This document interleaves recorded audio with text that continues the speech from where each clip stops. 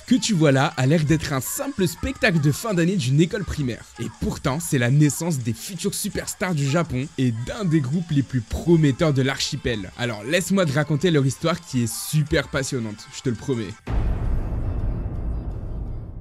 Tout commence avec Ki Kobayashi, plus connu sous le pseudonyme de Koba Metal. Rien à voir avec Kobalade, je te le promets. Ce mec, c'est un réel passionné de heavy metal depuis son enfance. Faut savoir qu'il a découvert ce genre musical en écoutant des groupes comme tout le monde, et particulièrement le groupe japonais Seikimatu lorsqu'il était en 6ème. Alors, passionné par la musique, il veut clairement en faire son métier, mais c'est pas ce mec qui veut devenir une rockstar, il veut plutôt travailler dans l'ombre. Et c'est là qu'il rejoint une agence pour dénicher les prochains talents. On est en 1996 et le voilà chez Amuse où il a débuté sa carrière en faisant la promotion médiatique des groupes de Visual Kei comme Siam Shade ou encore Cascade. Et voilà, il fait son petit bout de chemin, il réussit certains projets, il accompagne des artistes, mais c'est en 2010 que tout va changer. Amuse a lancé un nouveau projet, Sakura Gakuin. C'est un géant projet basé sur le concept de la vie scolaire et des clubs d'activité. En gros, tu prends plein d'écolières, tu leur donnes un thème différent comme le club de cuisine, le club de sciences ou encore le club de tennis. Ce projet va allécher Kobayashi qui va directement voir le filon en alliant ce projet avec son thème de prédilection. Et c'est comme ça qu'il a été chargé de produire l'une des sous-unités du Sakura Gakuin, le Heavy Music Club. Ce sous-groupe va réunir Nakamoto Suzuka,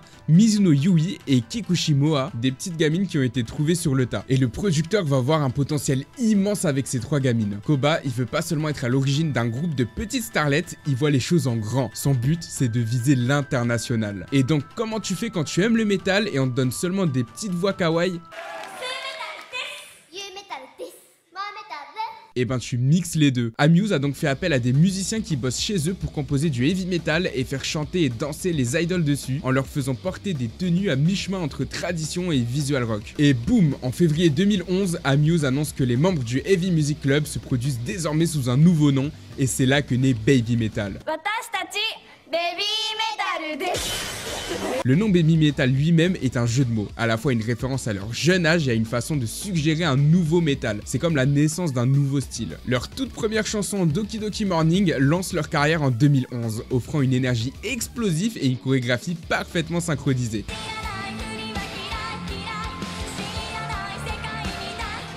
C'est ainsi que commence l'aventure d'un groupe d'écolières qui allait redéfinir les frontières entre la pop et le métal.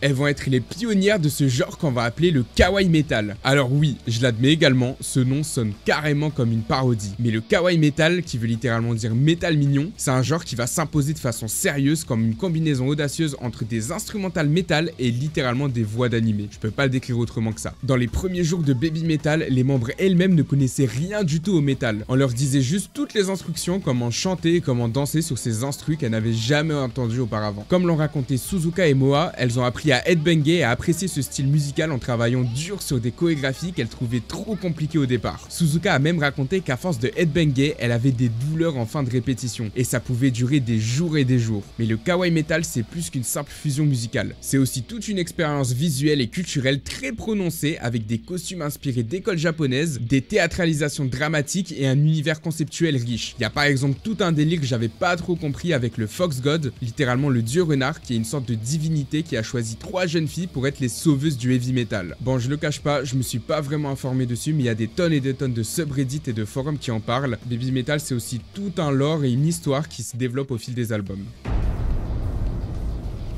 Après leur formation en 2010, Baby Metal a toujours essayé de repousser les limites des genres musicaux et des attentes du public. Et ça, c'est toujours grâce à la vision incroyable de Kobayashi qui a voulu internationaliser le groupe dès le début. Le premier tournant, c'est bien sûr la sortie de leur single Doki Doki Morning en 2011, qui a rapidement attiré l'attention des fans de musique de pop et à la fois de métal. Mais dites-vous que dès leur premier album sorti en 2014, elles ont commencé leur percée internationale due à la réussite des ventes. Ce disque a été un succès critique et commercial, atteignant les charts dans plusieurs pays, dont le Japon, les États-Unis et le Royaume-Uni. Et c'est là que vient l'heure des tournées internationales. Comment dire simplement, les World Tours de Baby Metal, c'est juste incroyable. En 2014, elles vont sortir de l'archipel et jouer dans des festivals prestigieux comme le Somnisphere Festival au Royaume-Uni, où elles ont partagé l'affiche avec des légendes du métal telles que Metallica, Iron Maiden et Slayer. Là-bas, leur performance a marqué un tournant. De nombreux sceptiques du milieu du métal ont été conquis par leur énergie et leur originalité. Le groupe a continué à se produire dans des salles emblématiques à travers le monde comme le Wembley Wembley Arena en 2016 où elles ont attiré plus de 12 000 spectateurs. T'imagines ces gamines devant 12 000 personnes les acclamant? Elles sont devenues le premier groupe japonais à se produire en tête d'affiche dans cette salle. Leur performance a également été enregistrée et publiée sous la forme d'un album Live at Wembley qui a été acclamé par les fans et les critiques. Et c'est entre autres avec ce live que leur viralité sur les réseaux sociaux s'était imposée. En 2019, elles ont joué à The Forum à Los Angeles, un autre jalon majeur dans leur carrière. Le concert à guichet fermé a renforcé leur statut de phénomène international. Mais attention, elles sont pas seulement connues pour leur tournée internationale. Baby Metal c'est également devenu un phénomène commercial. Leur deuxième album Metal Resistance de 2017 s'est classé 39e au Billboard 200, faisant d'elle le premier groupe japonais depuis plus de 50 ans à entrer dans le top 40 américain. Leur troisième album Metal Galaxy sorti en 2019 a atteint la première place du classement des meilleurs albums du Billboard, une première pour un groupe asiatique. Leurs clips sur YouTube cumulent des centaines de millions de vues avec des titres phares comme Gimme Chocolate, et en parallèle leurs tournées mondiales ont attiré des millions et des millions de spectateurs, consolidant leur statut de leader dans le genre du kawaii metal. Cependant en 2018, un événement majeur bouleverse le groupe. Yui Metal quitte Baby Metal pour poursuivre une carrière solo sous le nom de Mizuno Yu. Personnellement, je trouve ça complètement compréhensible qu'elle quitte le groupe. Malheureusement, elle était inactive depuis un certain moment à cause d'une maladie, et elle n'avait pas la force d'enchaîner les tournées internationales. Et le plus exceptionnel, c'est vraiment la réaction des deux autres membres du groupe, qui ont tout simplement décidé de ne pas la remplacer et ont instauré un nouveau système afin tout de même de rester un trio sur scène. Et c'est là qu'elles vont introduire les Avengers, un trio rotatif de danseuses de soutien. Oui, elles s'appellent bien les Avengers, je sais pas si c'est un lien avec Marvel ou non, en tout cas c'est super stylé. Et quoi qu'on dise, cette période va marquer un tournant, Baby Metal évoluant vers un nouveau chapitre artistique. Koba Metal, c'est un véritable visionnaire. Il a toujours rêvé de réunir deux mondes opposés, celui de la pop idol et celui du heavy metal. Et grâce à sa vision unique et à la persévérance à la fois de lui-même et des membres du groupe, ce rêve est devenu une réalité. Baby Metal, c'est désormais une figure emblématique de la scène musicale mondiale, prouvant qu'il est possible de transcender les frontières culturelles et les stéréotypes musicaux. Avec chaque nouvel album et nouvelle composition,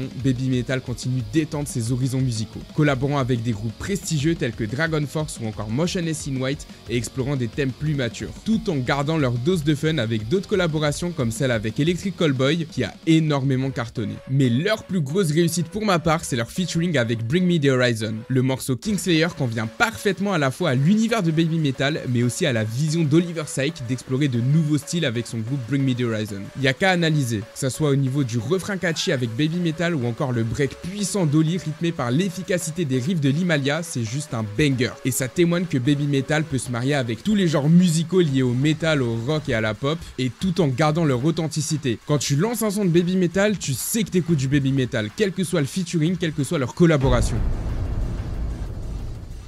Depuis leur début, Baby Metal déclenche des débats passionnés. Pour certains puristes, le style kawaii metal est trop éloigné des racines du métal traditionnel. Et pour d'autres, c'est juste une bouffée d'air frais qui prouve que le métal peut être accessible à de nouveaux publics. Sans bien sûr retomber dans les débats éternels, à l'image de celui de la légitimité du metalcore dans la scène métal, il est évident de porter un autre œil sur ces groupes qui cherchent à expérimenter. Les membres elles-mêmes ne cessent de le répéter, elles ne cherchent pas à se conformer aux attentes. Elles font ce qu'elles aiment faire artistiquement sans se cataloguer dans un style particulier. Bien qu'elles s'appellent Baby Metal, elles ne disent pas je fais du métal, mais elles ont inventé leur style pour ne pas parasiter une case. Mais leur respect pour les plus grands noms de la scène est indéniable. Elles ont partagé la scène avec Metallica, Slayer et Deftones et elles n'hésitent pas à montrer leur amour pour ces groupes. Et ça prouve que même les plus grands groupes apprécient leur approche novatrice. Aujourd'hui, Baby Metal c'est plus qu'un phénomène japonais. Elles ont conquis des scènes mondiales, du Download Festival en Angleterre au Budokan au Japon en passant par le Hellfest en France. Leur succès a indéniablement inspiré une nouvelle génération d'artistes qui osent défier les conventions musicales. Ce qu'on appelle aujourd'hui le kawaii metal, c'est aujourd'hui un genre à part entière, avec des groupes plus ou moins connus comme Bandmade ou Loverbites qui adoptent une approche unique du métal. Et puis on a le groupe Hanabiye qui est selon moi le meilleur exemple puisqu'il coche toutes les cases du code, tout en apportant beaucoup plus de métal au mélange avec des screams et des breaks incroyables.